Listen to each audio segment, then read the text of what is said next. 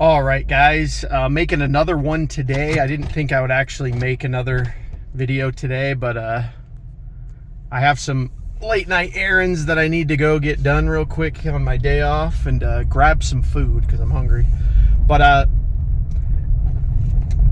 this is a video that I was thinking about making last week, but never got around to it. But I just basically remembered. I was like, oh, I was gonna make that, so I was like, well, while I'm driving I'll make it. And this video is basically going to be why I no longer fear death. I should say no longer, because I used to be pretty afraid of it, and there are still things obviously that I am afraid of, and I'll kind of go into that. But hopefully this video is a little bit enlightening for you guys, as kind of just a more, again, non-slop,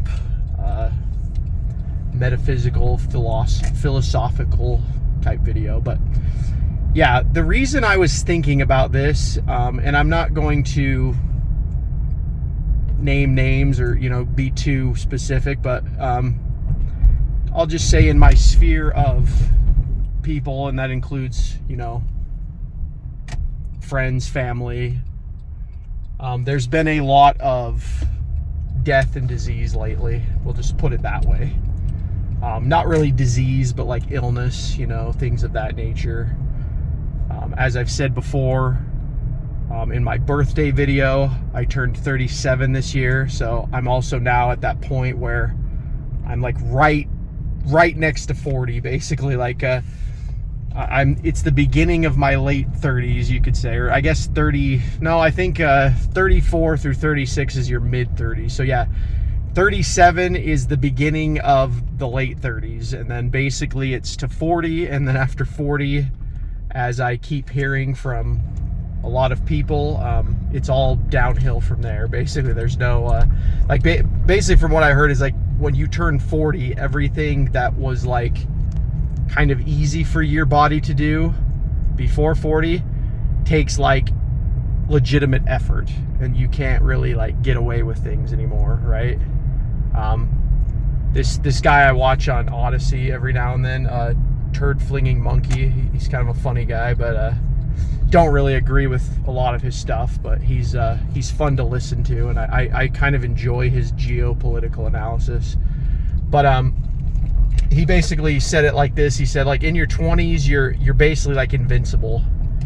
You can do whatever you want and get away with it.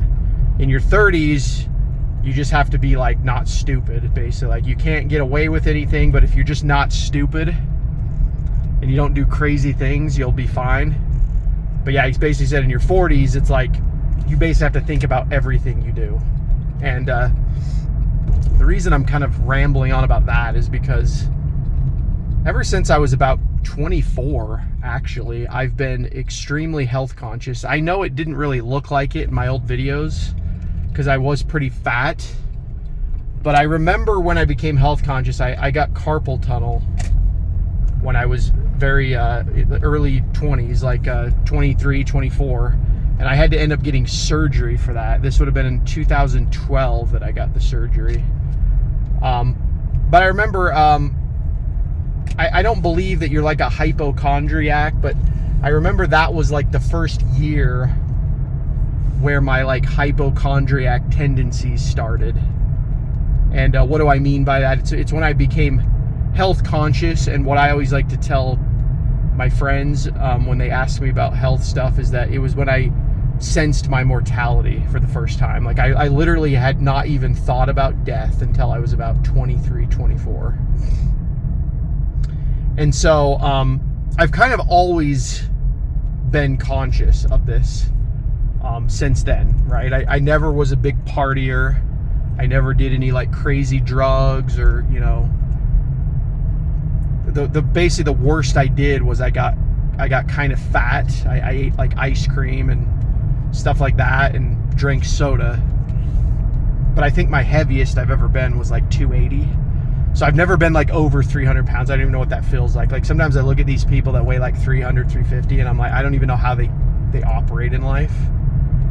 You know, I'll at the gym now, sometimes I'll just like pick up a dumbbell, like 100-pound dumbbell, and just imagine like, what if that was like on my body? Because I weigh about 195 now, like 195-ish.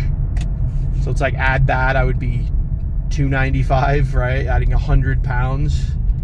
And it's a good little experiment you guys can do next time you're at the gym. Just kind of pick up weights and like hold them, like actually hold them, and just feel how heavy they are. And then imagine like some people are like carrying this around on their body. Like this is what their bones have to carry. Their bones and their joints have to carry every day.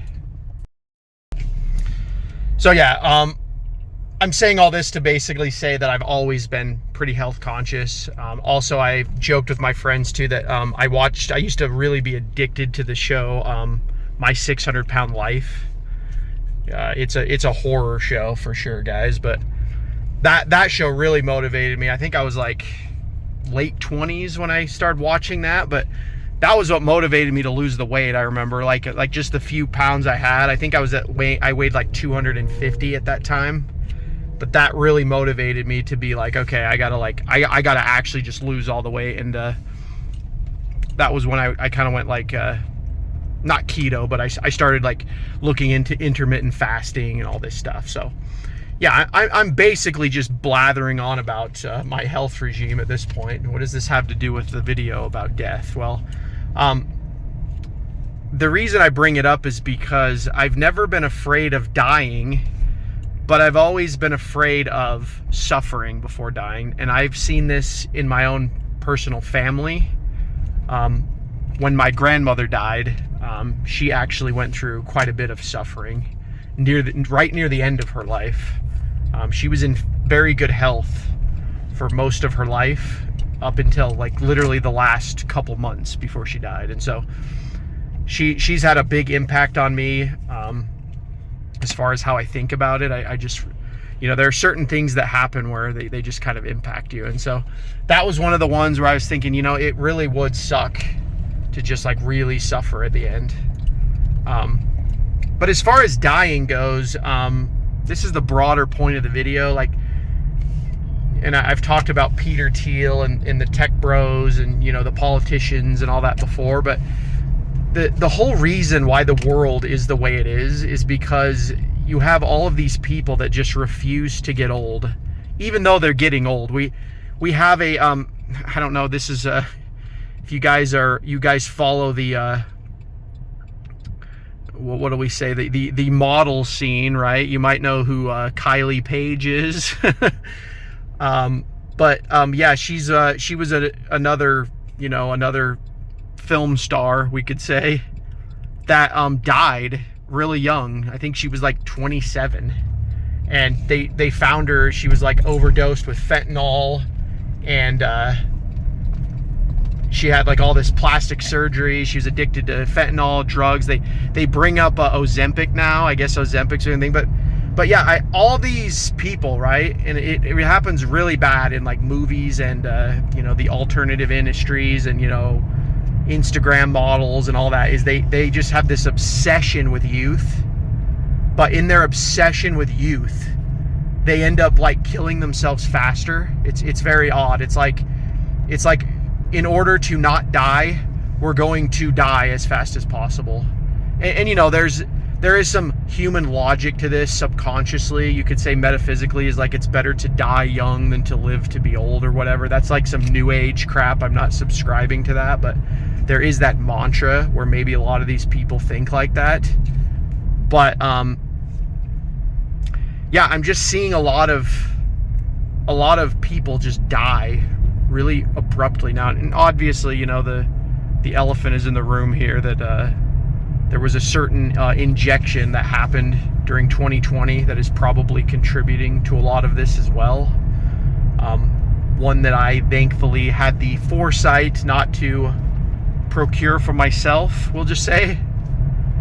Again, that's where maybe the hypochondria kicked in a little for me, because that was also the year. I talked about this in my book video, which you guys should check out. But I read a book in 2022, I think it was 2021 or 2022. I can never remember the year, but it's called What Really Makes You Ill And basically that book opened my eyes to quite a bit of things, as far as just the medical industry goes. But yeah, I don't know. I've never been afraid of dying. Again, I'm seeing people get old around me. My family's getting old. My parents are getting old, and I'm going to exist a lot. The thing that sucks is that there's going to be suffering because I'm going to be pretty lonely. I don't know how that's going to feel to not have family around, because I never got married, and I'm still not married. I don't really date anymore. I'm not saying it's over for me, but I'm at a point in my life where my habits are pretty set in stone, and so it would literally take a miracle from God for me at this point to want to get married. So I'm probably going to die alone, as Kevin Samuels would say, right? I probably am going to not have someone with me in the end, we could say. We'll have to see how that goes. But yeah, I've been thinking about that part of it, of like, okay, I'm going to be alone. What is it going to feel like to die alone? Is that going to be a suffering in and of itself? So yeah, that's basically the gist of it, is that I'm not really afraid of the actual death part. I'm just kind of, as I get older especially, right? Like one of the parts of suffering to me is having to work like a 9-to-5 wage slave job. Like I just absolutely hate it. Hopefully I can figure out a way to free myself from that, but that's basically what it is. It's like I know what point B is, which is God's embrace, death and God's embrace in the afterlife, but it's like the interim, right? It's like getting there is what the problem is. And I'm not saying that I'm like a saint or anything. I'm not saying, I'm going to be perfect when I face God. I just mean that I'm not really afraid of the judgment part. I know what my vices are. I know what my sins are. And I'm pretty conscious of, trying to be the best I can be. I don't mean that in like a gay modern term. I mean that in like a Christian term. I'm very obsessed with the truth and, getting to the uncomfortable truths of things. I don't really care about the narrative or the story. I want to know what's actually going on. So the actual facing God part, I'm really not that afraid of. And what made me think about it is that, again, we're just in a world now where, because there's no foundation of God anymore, the entire world seems to fear death, to an extent that they're willing to basically kill themselves early to try not to die old, right? Like we just live in crazy times. And Peter Thiel, he's been on podcasts talking about how they want to that the transgender movement was just a way for them to augment everything. He said your heart and your mind, and it just sounds like they want to use cryptocurrency to create cities where you can live forever. And so it's just an ultimate way to be just plugged into this reality for all time and eternity. And it's just because they don't want to face death, and there's no way to defeat death. Again, if we lived in a proper Christian society that taught this stuff, we would understand this, but it's been basically robbed of us, and I don't know how we get it back. I've been reading Father Seraphim Rose's books, but you read those and then you just realize the ramifications of this globally are just not looking good. So anyway, guys, that's kind of the video. This is going to be a little bit of a shorter Monday video for you guys. Yeah, I was just thinking about that. Wanted to make a little bit more of a chillax video. Really tired right now, but yeah, death is going to come for us all. That's kind of the thought I want to leave you with. Death is going to come for you. It'll happen to you, right? They always say that. You're going to get old. You're going to die, right? You're going to... You might be afraid that you're not going to leave a legacy or whatever like that, but ultimately it's going to happen to you. You're going to die, and there's just nothing you can do about it. So the best medicine that I found, like I said, is to just try to be as healthy as possible, according to God's law, really. Just don't abuse your body. I always talk about how I'm no longer a Mormon, but one of the things that I always liked when I was in the Mormon church was they talked about your body being a temple or a tabernacle, and you're supposed to treat it as such. So I've always had that. Like, another thing is tattoos. Anything that mutilates your body, you should just avoid that at all costs, right? Like, there's no point in accelerating the demise to a point where, like, that's why I don't drink, right? I drink caffeine. That's probably gonna like harm me one day, but like drinking alcohol all the time, like, that's how you have liver failure, right? There's all these things are completely avoidable in many ways, right? Like sleep and your diet. These are like things you actually can control to an extent. Out of like anything you can control in your life, your own like personal hygiene and health is probably like the number one thing that you can control, right? And like you just don't need to eat that food. You don't need to take that drink. You don't need to smoke that cigarette, right? You don't need to get that tattoo. Not only will that save you money, that will save you pain in the future, because go read about tattoos, actually, what they do to your lymph nodes. Some pretty interesting stuff. But that's basically it, guys. You're all gonna die. You're gonna go, my face is gonna look a lot more wrinkly in probably 5 years. You know, 5, 10 years, 10 years for sure. 5 years, I'll be 43, right? You know, people say I look pretty young for my age, but, you know, I don't really feel that young. So that's another thing, is you're just gonna feel older. You're gonna get older. Your memory is gonna start going. Like, that's already kind of happening to me, where it's like hard for me to remember things. There's a lot of days I have now where I just need to do nothing. I've never had that before, right? Like, I literally just work and do nothing after. People invite me to things. I'm like, I would rather just not. I would rather just sleep.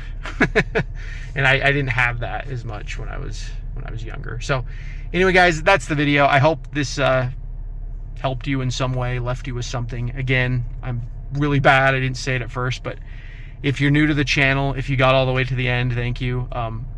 Like the video, subscribe to the channel, comment down below, share the videos, hit the bell icon so you get notified when I make the videos.